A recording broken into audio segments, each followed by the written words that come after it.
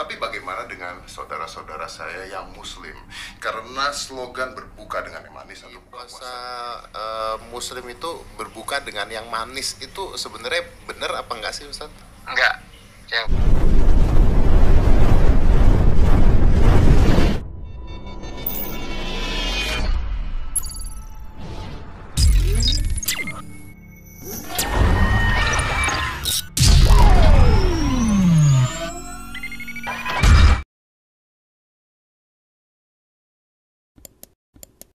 Assalamualaikum warahmatullahi wabarakatuh. Apa kabar teman-teman sekalian? Semoga sehat selalu dalam lindung Allah Subhanahu wa taala. Kembali lagi bersama saya Ridho Afriansa di channel Ridho Afriansa. Nama channel sama nama asli itu sama ya. Di pertemuan kita kali ini kita akan mengomentari atau memberikan sebuah pendapat atau sebuah gagasan dari salah satu video. Yang mana video ini dibawakan oleh artis dan beliau memberikan argumen di video tersebut.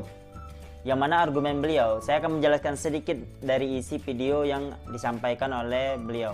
Berbuka dengan manis-manisan itu kurang tepat atau tidak bagus menurut agama Islam. Di sini saya akan memberikan sebuah argumen, tentunya pakai dalil ya, atau pakai sebuah sandaran dari kitab-kitab terdahulu dan juga pendapat ulama, bukan pendapat saya ya. Saya cuma memberikan pendapat dari ulama yang beliau ini sangat pintar sekali menurut saya. Jadi waktu itu saya sempat nulis di komunitasnya beliau, yaitu Om Deddy Corbuzier. Saya minta izin kepada beliau untuk mengomentari video beliau, yang mana video tersebut beliau mengatakan berbuka dengan manis-manisan tersebut tidak tepat atau tidak benar, dan itu hanya iklan sirup menurut beliau. Bagaimana videonya? Ini dia. Saya bertanya, tapi bagaimana dengan saudara-saudara saya yang muslim? Karena slogan berbuka dengan yang manis atau buka puasa dengan yang manis, atau mereka menyajikan makanan-makanan manis, pasti banyak sekali. Dan saya tidak begitu mengerti. Saya bertanya dalam hati saya, is that right? Apakah memang ajarannya seperti itu? Kalau memang benar, artinya saya salah. So, I make a call. And this is a call with Ustadz Wijayanto. Di puasa Muslim itu berbuka dengan yang manis itu sebenarnya benar apa enggak sih, Ustaz? enggak. Yang benar dengan buah yang belum disentuh api. Buah Jadi bukan yang belum disentuh api, maksudnya bukan gorengan. Makanya dulu kurma. Sebetulnya tidak harus kurma. Kalau Rasulullah dulu pakai kurma. Kalau sekarang ya buah-buah manis itu betul. Tapi bukan dengan yang manis. Enggak. Berarti yang manis itu iklan kan ya, Ustadz ya? Iklan. Aslinya bukan dengan yang manis, tapi dengan buah-buahan yang belum disentuh api. Itu makanya bukan masakan gitu, yang masih fresh. Oke, jadi kalau manis pun manis asli kan intinya ya? Iya, manis asli karena buah itu, karena buah. Kan idenya mau buah itu manis. Betul. Berarti intinya bukan yang manis tapi dengan buah yang asli yang belum dimasak gitu. Iya, buah. Ini coba gue sendiri, bener. Gue tuh selalu mengatakan bahwa kata-kata berbicara dengan yang manis-manis itu sebenarnya salah. Kenapa? Bukan yang manis-manis. Yang benar itu kan bukan dengan yang segar, karena kan kurma. Kalian mendapatkan sebuah kejanggalan dari video tersebut atau tidak? Kalau saya mendapatkan sebuah kejanggalan dari fatwa atau dari perkataannya Gus Miftah yang menjelaskan dari pendapatnya Om Deddy Corbuzier. Baiklah, kita akan mengulas video tersebut atau mengomentari video tersebut ke 3 poin.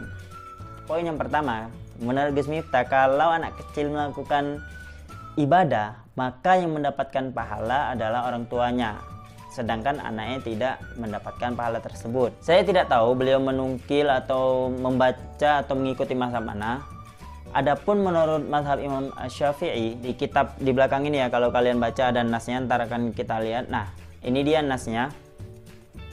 Di nas ini dijelaskan, kalau kalian ada aplikasi yang bernamakan Maktabah Syamilah, nah di situ kalian bisa mengetikkan kalimat bahasa Arab ini dan akan tampak di laptop kalian. tinggal kalian conteng Fiqih Asy-Syafi'iyah, di situ akan muncul kitab yang banyak. Nah, kalian conteng semuanya, terus kalian tulis kalimat ini, maka akan muncul. Nah, di kitab ini dijelaskan bahwasanya kalau anak kecil melakukan hal yang baik berupa ibadah, maka dia akan mendapatkan pahala. Begitu juga orang tuanya. Adapun kalau anak kecil melakukan kejelekan, maka dia tidak akan berdosa. Poin yang kedua. Nah, di sini menurut saya pinter banget Om Deddy Corbuzier. Jadi Om Deddy Corbuzier di videonya sebelumnya beliau memberikan sebuah gagasan, dan di video yang kedua Om Deddy Corbuzier ini beliau bertanya ke Gus Miftah. Jadi seakan-akan ketika Gus Miftah mengiyakan, yang salah Gus Miftah karena beliau yang memberikan pendapat, sedangkan Om Deddy Corbuzier bertanya. Oh, ternyata gini. Jadi Om Deddy menyampaikan apa yang beliau dapat dari Gus Miftah. Masya Allah, menurut saya beliau pintar banget. Jadi karena beliau masih mu'alaf, untuk memahami Islam keseluruhan itu memang sangat sulit. Karena beliau baru masuk Islam. Miftah di sini memberikan sebuah pendapat. Kata beliau, menurut Gus Miftah, berbuka dengan manis-manisan itu salah atau tidak benar. Begitu juga menurut Ustadz Wijayanto, itu tidak tepat. Adapun kalau Ustadz Wijayanto bilang lagi, kalau manis-manisan yang tidak disentuh oleh api itu juga boleh. Cuman kalau yang disentuh api itu tidak boleh menurut beliau. Baiklah, kita akan menjelaskan pendapat dua ustadz ini dengan buku yang di belakang. Nah, kalau kalian lihat di sini ada buku ya. Nah, buku yang pertama di sini, jadi dari nas ini, nas yang berbahasa Arab ini, kita mendapatkan bahwasannya berbuka dengan manis-manisan itu juga dikategorikan sunnah. Iya, memang pendapat ini tidak kuat. Akan tetapi di sini ada loh ulama yang bilang hukumnya sunnah. Nah, kalau kalian lihat lagi kitab satunya di Taqriratus Sadidah, kitab ini menghukumi mau manis-manisan itu disentuh api atau tidak disentuh api, hukumnya tetap sunnah. Nah, itu tadi poin yang kedua. Sekarang poin yang ketiga. Poin ketiga, menurut Gus Miftah, di negara yang mana negara tersebut siangnya lebih panjang daripada malamnya, yaitu siangnya mungkin 22 jam, sedangkan malamnya 2 jam.